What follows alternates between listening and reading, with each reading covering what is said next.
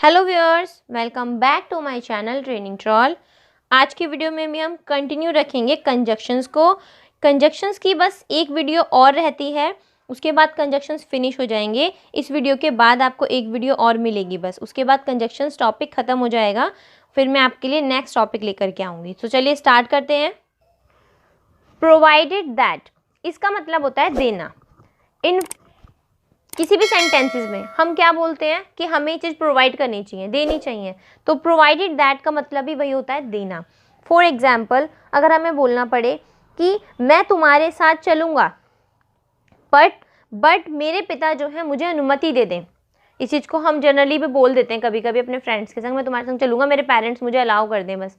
तो ये चीज़ के लिए हम प्रोवाइडेड दैट यूज़ करेंगे अलाउ देने के लिए। तो यहाँ पे हम इस सेंटेंस को बनाएंगे कि I will come with you. I will come with you.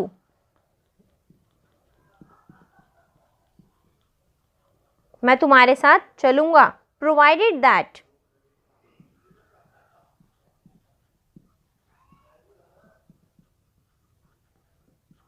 Provided that my father permits me.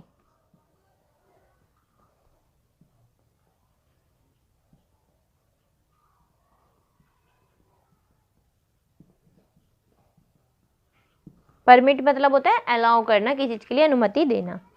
I will come with you provided that. यहाँ पे प्रोवाइडेड दैट एक साथ ही यूज होता है, इन दोनों को सेपरेटली यूज नहीं करते। Next one is so.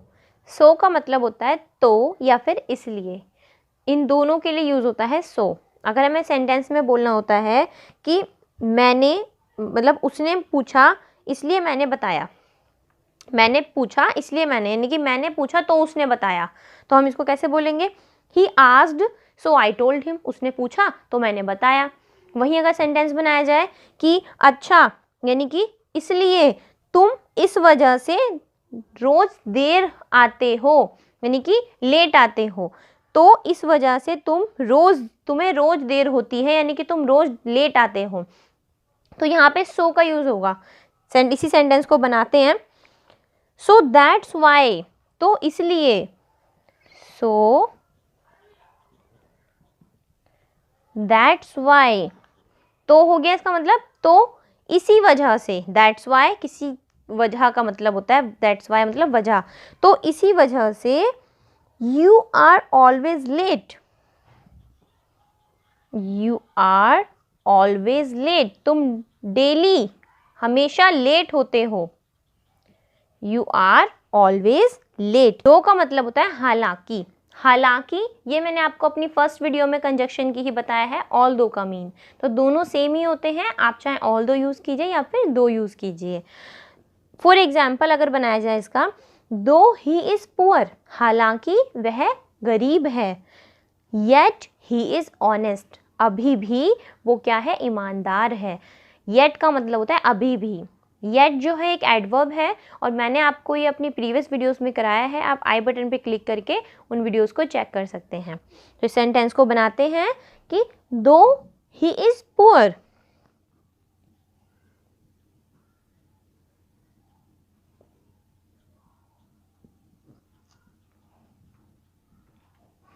Yet he is honest.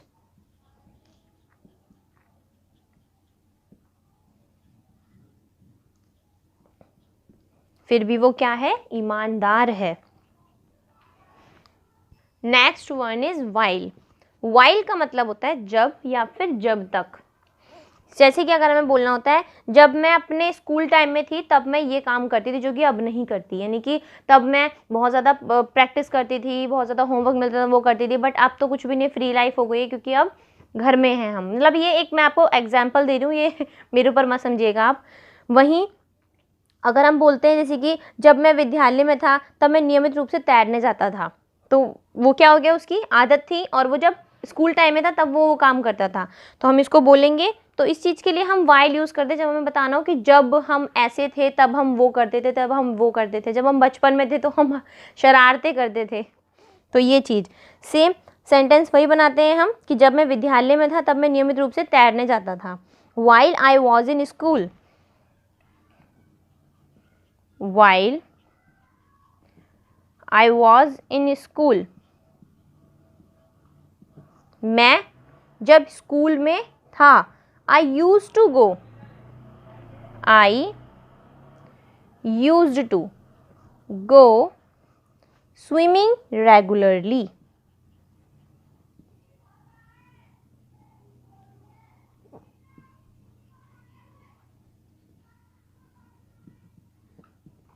जब मैं स्कूल में था मैं डेली यानी कि नियमित रूप से स्विमिंग यानी कि तैरने जाता था।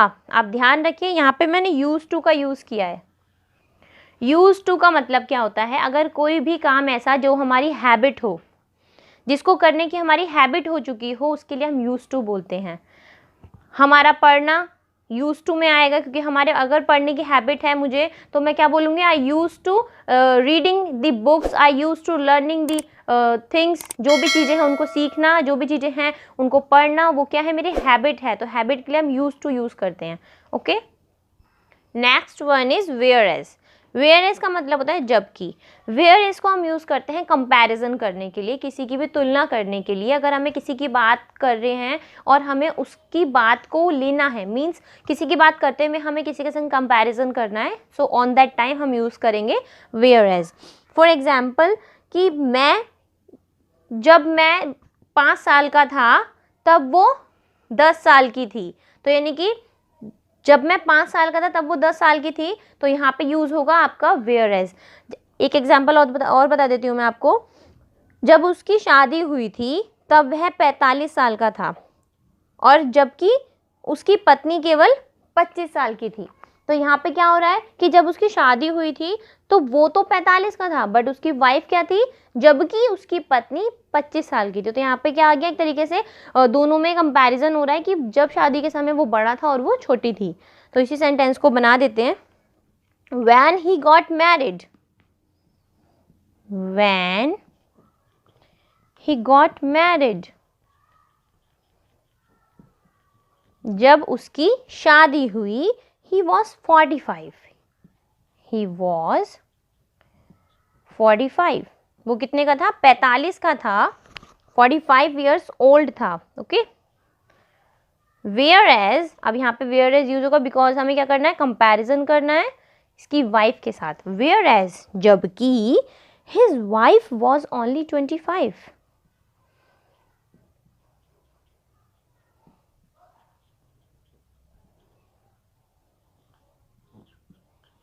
उसकी वाइफ 25 साल की थी। ओके, यहाँ पे जबकि के लिए हम वेयर एज को यूज़ करेंगे। Next one is why. Why को आप जानते हो WH फैमिली के थ्रू, क्योंकि WH फैमिली में इसको बोलते हैं क्यों। वाई का यूज़ हम WH फैमिली में करते हैं क्यों के लिए, बट इन कंजक्शन आपको इसके क्यों को चेंज करके कोई में चेंज करना पड़ेगा, बिकॉज क्योंकि वाई का मतलब कंजक्शन में कोई होता है। अब आप कोई को कैसे यूज़ करोगे, तो यहाँ पे ये बोला जाता है कि अगर हम बोलते हैं उसके ऊपर विश्वास करना कोई रीज़न ही नहीं है, मतलब कोई कारण ही नहीं है, तो इसको आप कैसे बोलोगे, वाई लगा के आप सोच रहे हो हम तो क्यों का सेंस दे देंगे, बट नहीं, आपको इसको बीच में यूज़ करना है, नॉट इन दी इनिशियल, यानी कि स्टार्ट में आपको नहीं यूज़ करना है इसको, आपको इसको बीच में यूज़ करना है।